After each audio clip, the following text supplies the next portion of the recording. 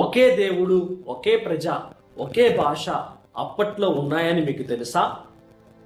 ఈనాడు ప్రభువు మనల్ని కొన్ని విషయాలు నేర్చుకోమని బోధిస్తూ ఉన్నారు. అది ఏమిటి అంటే, మనకు సంపదలు ఉన్నా, తెలివితేటలు ఉన్నా, శక్తి సామర్థ్యాలు ఉన్నా, అందచందాలు ఉన్నా, గొప్ప కార్యాలు చేసిన వాటిని గురించి మనం ఎప్పుడు కూడా గర్వపడకూడదంట ప్రియమైన బిడ్డలారా. అవన్నీ కూడా దేవుడు మనకు ఇచ్చిన వరాలు. ఈనాడు తల్లి శ్రీ సభ మనందరినీ కూడా 22వ సామాన్య ఆదివార్యంలోకి ఆహ్వానిస్తూ ఉంది ప్రియమైన బిడ్డలారా. ఈనాటి మొదటి పట్టణం మనం చూసుకున్నట్లయితే సిరాకు గ్రంథము 3వ అధ్యాయము 17వ వచనం నుంచి 20వ వచనం, మరి 28 నుంచి 29. మరి రెండవ పట్టణం హెబ్రీయులకు రాసిన లేఖ 12వ అధ్యాయము 18 నుంచి 19 మరియు 22 నుంచి 24. ఈనాటి సువిశేషము లూకా శుభవార్త 14వ అధ్యాయము 1వ వచనం మరి 7 నుంచి 14 వరకు. ప్రభువు ఈరోజు మనమందరము కూడా వరఫలాలతో జీవించాలని మనందరినీ కూడా ఆహ్వానిస్తున్నాడు ప్రియమైన బిడ్డలారా. మనలో మరి ఎన్ని శక్తి సామర్థ్యాలున్నా అవన్నీ కూడా దేవుని వరాలే. కాబట్టి యొక్క విశ్వాసంతో మనమందరము కూడా ఆ ప్రభుని వేడుకుందాం, ప్రార్థించుకుందాం. ఈ యొక్క పాట ద్వారా ఆ ప్రభుని అర్థించుకుందాం. వరాలు ఫలాలతో పొంగి పోరాలే స్పిరితు సాక్తు దైవమా, నీ దాసుల హృదిలో వేంచేయుమా, మా ప్రియనేస్తమా. ఆరాధనా నీకే, ఆరాధనా, ఆరాధనా నీకే, ఆరాధనా. జ్ఞానం బుద్ధి విమర్శయు దృఢము ఓర్పు భక్తియు, జ్ఞానం బుద్ధి విమర్శయు దృఢము ఓర్పు భక్తియు, దైవ భయము పరలోక మహిమాతో నింపి మమ్ము నడుపుమా, స్వాధీనం చేసుకో మా జీవితం నీకే అంకితం. ఆరాధనా నీకే, ఆరాధనా, ఆరాధనా నీకే, ఆరాధనా. వరాలు ఫలాలతో పొంగి పోరలే స్పిరితు సాక్తు దైవమా, నీ దాసుల హృదిలో వేంచేయుమా, మా ప్రియనేస్తమా. ఆరాధనా నీకే, ఆరాధనా, ఆరాధనా నీకే, ఆరాధనా.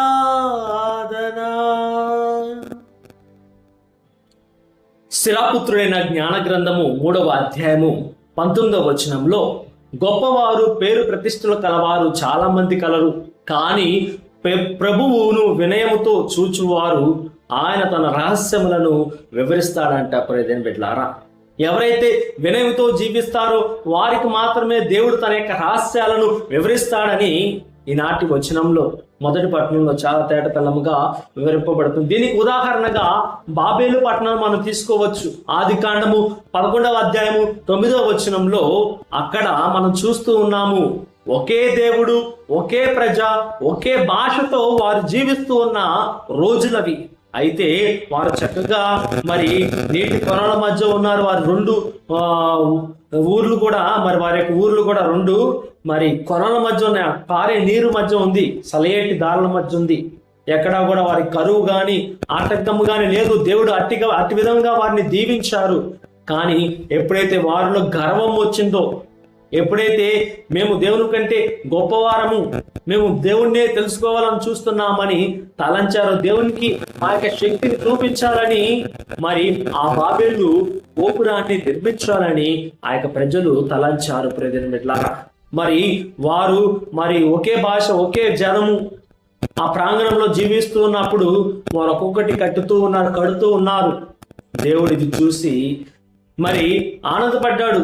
వారు తెలివిగా కడుతున్నారని చూస్తున్నప్పుడు వారి యొక్క ఆలోచనలు చాలా భయంకరంగా ఉన్నాయి. ప్రజల మరి మొన్నటి రోజున మనం చూస్తున్నాం, ఒక చిన్న బాలుడు ఇంకొక చిన్న బాలికని కత్తితో మరి దాదాపు మరి చాలా సార్లు ఆ యొక్క మెడ మీద పొడిచి చంపారంటారు హైదరాబాద్ లో. ప్రజల ఆ బాలుని యొక్క ఆలోచనలు చాలా క్రూరంగా ఉన్నాయి. ఈ సొసైటీ వారిని అలా తయారు చేసింది. ప్రజల ఈ రోజున నేను కూడా ఎటువంటి ఆలోచన విధానముతో, ఎటువంటి ప్రభావం మన మీద ఉందని మనం చూసుకోవాలి. దేవుని యందు మనం ఒకసారి పరిశీలించి చూసుకోవాలి. ప్రియమైనలారా మరి వాళ్ళ యొక్క ఆలోచన ఏమిటి? గొప్పగా కడితే మరి దేవునికి చూపించాలని అనుకుంటే బాగానే ఉండేది. కాకపోతే వారు ఏం తలుస్తున్నారు? దేవుణ్ణి చేరాలి, దేవునికి మా తెలివితేటలేంటో నిరూపించుకోవాలి అని గర్వంతో కూడుకున్న ఆలోచనలు దేవుడు వారి యొక్క ఆలోచనలు పసికట్టినప్పుడు ఆ యొక్క గోపురాన్ని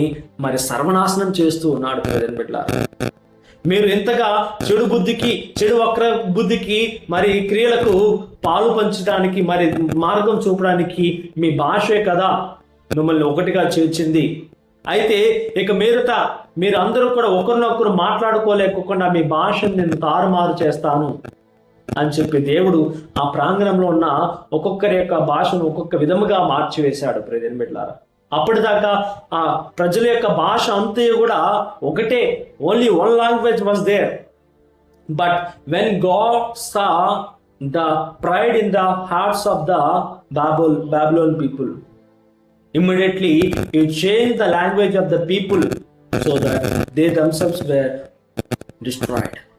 వారిని నాశనం చేసుకున్నారు. ప్రజల అట్లాగే మనం చూసుకున్నామట్లే కపర్నము పట్టణము దేవుణ్ణి, క్రీస్తు ప్రభును ఏమాత్రము కూడా అంగీకరించలేదు. ఆ ప్రభువు ఎన్నో అద్భుత కార్యాలు ఆ కపర్నము పట్టణంలో చేశాడు. గుడ్డి వారిని, మూగవారిని, మరి చేతగాని వారిని, కుష్ఠ రోగుల్ని దేవుడు స్వస్థపరిచారు ఆ కపర్నము పట్టణంలో. ఏ నజరేతు నివాసి కాదా, మాకు తెలియదా అన్న ఆలోచన, గర్వం, ఏనకంటే ఇంకా ఆయన వస్తాడులే గొప్పవాడు, ఇంకా మేము ఇలాంటి చాలా చూసాములే అన్న మరి తలంపు వారిలో క్రీస్తు ప్రభుని అంగీకరించలేక చేసింది. ప్రియమైన ఈ రోజున నీ గర్భపు ఆలోచనలు క్రీస్తు ప్రభుని అంగీకరించలేకున్నాయా? క్రీస్తు ప్రభుని స్వీకరించలేకున్నాయా? వినయము, విధేయత నీలో లేదా? దేవుడు ఖచ్చితంగా నిన్ను కూల్చివేస్తాడని ఈనాటి పట్టణంలో మనల్ని హెచ్చరిస్తూ, మారండి, మరలా వినయాత్ములై జీవించండి అని ఈనాటి మొదటి పట్టణం మనకి చాలా చక్కగా మరి తీర్పునిస్తుంది. ప్రియమైనలారా ఆ కపర్నము పట్టణము ఇప్పుడు చూసినట్లయితే మరి 1 కొరింథీ 10వ అధ్యాయం 4వ వచనంలో దాని యొక్క గతి మరి అయోమయంగా ఉందంట, అధోగతికి చేరిందంట. ప్రియమైనలారా కాబట్టి మనం అట్టి విధముగా జీవించకూడదు. వినయం, విధేయతంతో దేవుని యందు భయభక్తులతో ముందుకు సాగాలని ఈనాటి మొదటి పట్టణం మనకు నేర్పిస్తూ ఉంది.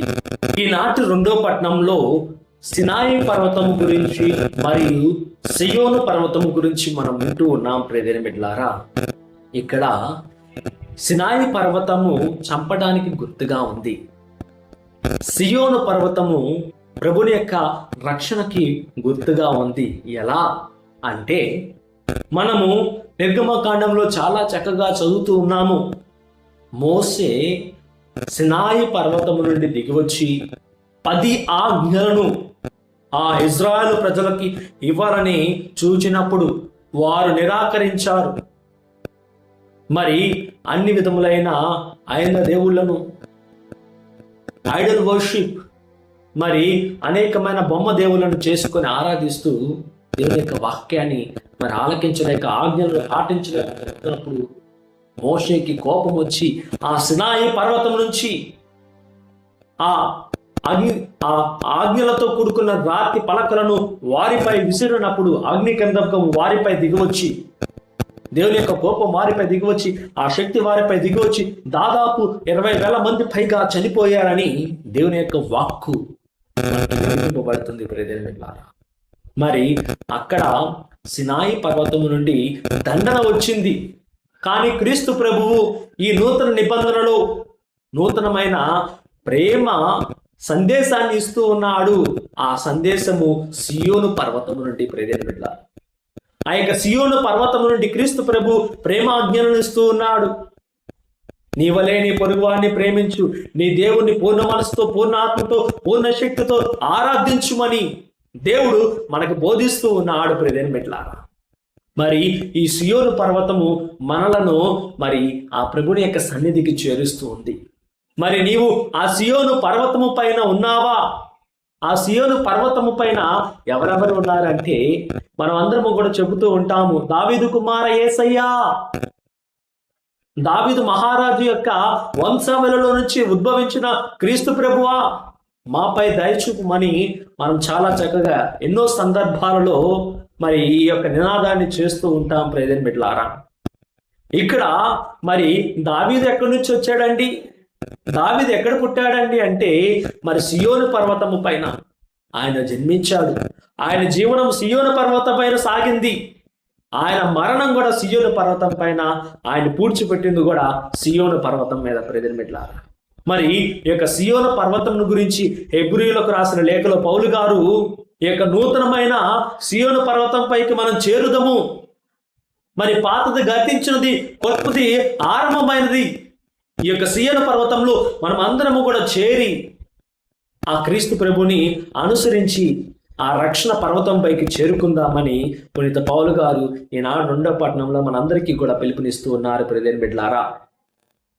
దీనాత్ములకు దైవరాజ్యం ఈనాటి సువిశేషంలో మరి 11వ వచనంలో తను తాను హెచ్చించుకున్నవాడు తగ్గింపబడును, తనను తాను తగ్గించుకున్నవాడు హెచ్చించబడునని చాలా చక్కగా క్రీస్తు ప్రభువు బోధిస్తూ ఉపమాన రూపంలో ఆ ప్రజలకు, ఆ పరిసేరులకు బుద్ధి చెప్తూ ఉన్నాడు ప్రియదేవులారా.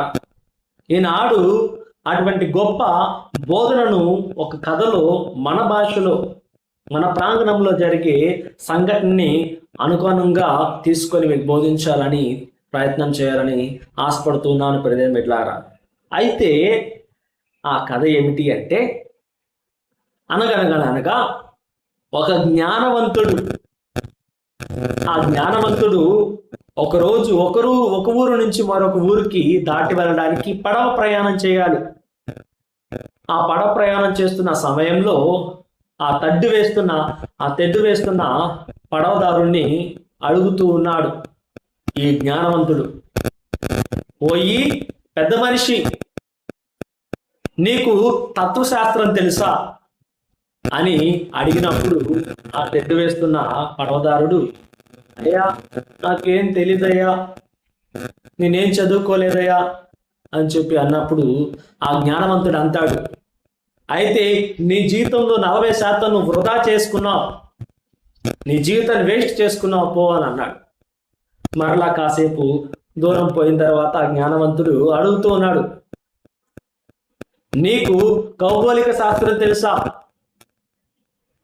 ఈ లోకంలో ఉన్న విషయాలన్నిటి గురించి, భూమి, దాని ఆకాశము, వాటి ఎత్తుగణాలు అన్నీ కూడా నీకు తెలుసా అని తెడ్డు వేస్తున్న ఆ పడవదారుని అడిగినప్పుడు, అయ్యా నాకేం తెలియదయ్యా అని చెప్పేసి ఆ వ్యక్తి సమాధానం చెప్తున్నాడు. అయితే నీ జీవితంలో 50% నువ్వు వేస్ట్ చేసావు పో అని చెప్పేసి జ్ఞానవంతుడు ఆయన విక్రిస్తూ ఉన్నాడు. ఆ తర్వాత కొంచెం దూరం వెళ్ళిన తర్వాత ఈ జ్ఞానవంతుడు మరలా ప్రశ్నిస్తున్నాడు, నీకు గణిత శాస్త్రం తెలుసా?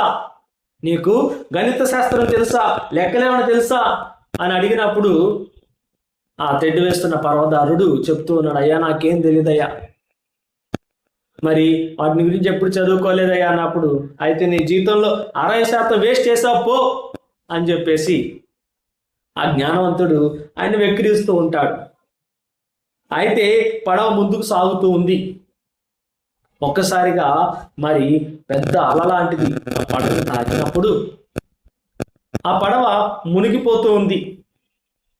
మునిగిపోతూ ఉండగా ఆ పడవదారుడు తెడ్డి వేస్తున్న ఆ వ్యక్తిని అడుగుతూ ఉన్నాడు, నీకు ఈత శాస్త్రం తెలుసా అని అడిగినప్పుడు ఆ జ్ఞానవంతుడు చెప్తున్నాడు, అయ్యో నాకు ఈత శాస్త్రమే తెలియదు, నేను ఎప్పుడు ఈత కొట్టలేదు, నీళ్ళలో మునగలేదు అని చెప్పేసి ఆ వ్యక్తి సమాధానం చెప్తూ ఉన్నప్పుడు, అయితే 100% నీ జీవితాన్ని నువ్వు కోల్పోతావు పో అని చెప్పేసి ఆ వ్యక్తి పడవదారుడు జ్ఞానవంతుని మరి చెప్పి తప్పించుకుంటున్నాడు. ప్రజల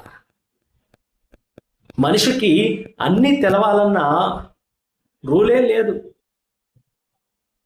ఒకరు సైంటిఫిక్ ఫీల్డ్లో చాలా ఎక్స్పర్ట్స్, కొంతమంది పొలిటికల్ సైన్స్, కొంతమంది సోషల్, కొంతమంది మ్యాథ్స్, ఇలా వారి వారి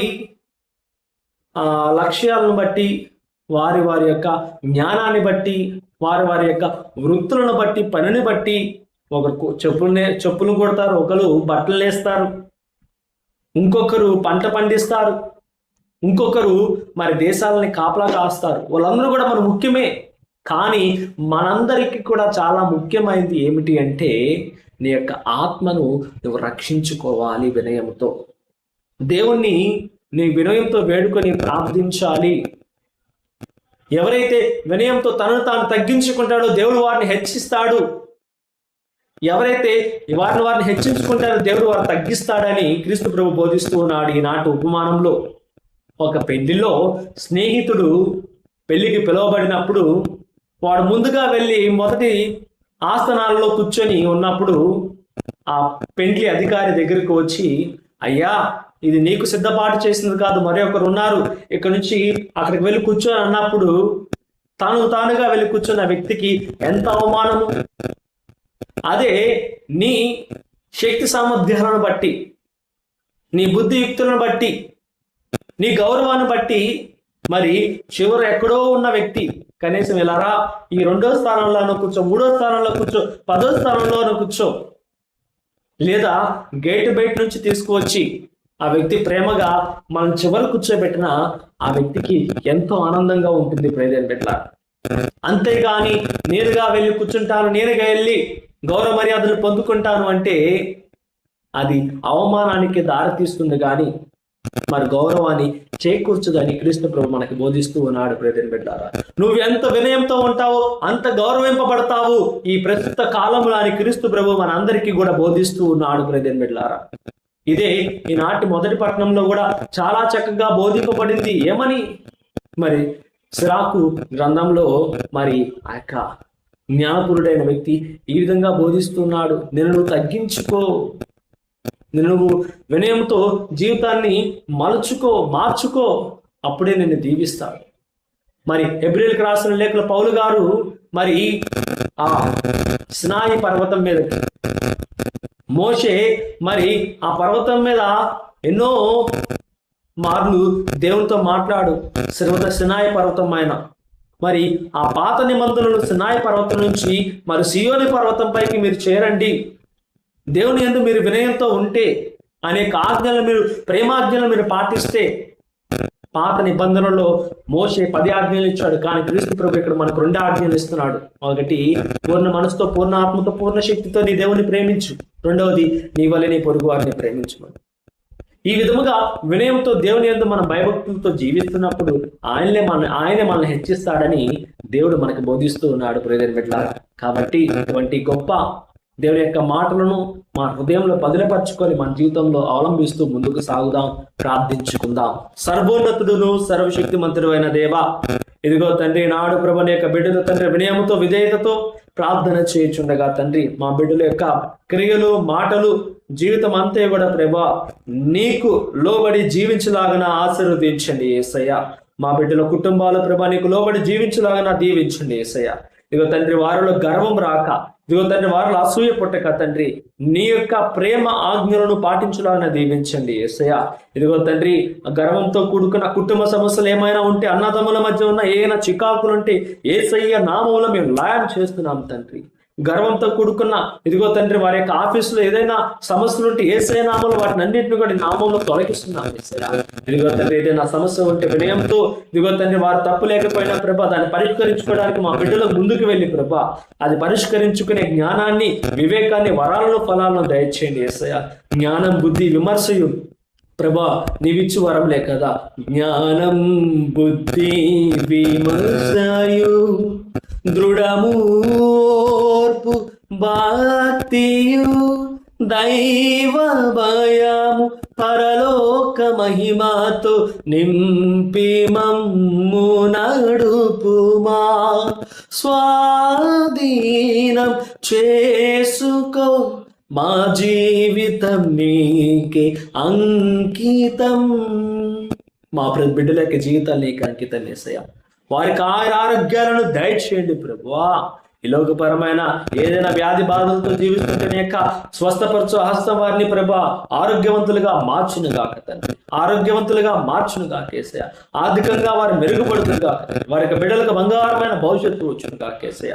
నీ కుటుంబాల్లో ప్రభా ఇగో తండ్రి మా బిడ్డల యొక్క కుటుంబాల్లో నీ యొక్క శాంతి, సమాధానము, విధేయతతో కూడుకున్న జీవితాలు, కుటుంబ అవలంబనలు ప్రభా, కుటుంబంలో అటువంటి జీవిత విధానాలను ప్రభా మా యొక్క బిడ్డలకు దయచేసి అయ్యా ఇగో తండ్రి నీ యొక్క మహారాజులుగా, మహారాణులుగా, వినయంతో కూడుకున్న బిడ్డలుగా మా బిడ్డలను దీవించు, ఆశీర్వదించమంటూ మన నాథుడైన యేసుక్రీస్తు నామమున అడిగి వేడుకొచ్చున్నాము తండ్రి, ఆమేన్. ప్రభు మీతోనూ ఉందురుగాక, మీ ఆత్మతోనూ ఉందురుగాక. సర్వశక్తి గల సర్వేశ్వరుడు పిత, పుత్ర, పవిత్ర ఆత్మ నామమున ఎందరిని దేవుడు దీవించి కాచి కాపాడుదురుగాక, ఆమేన్.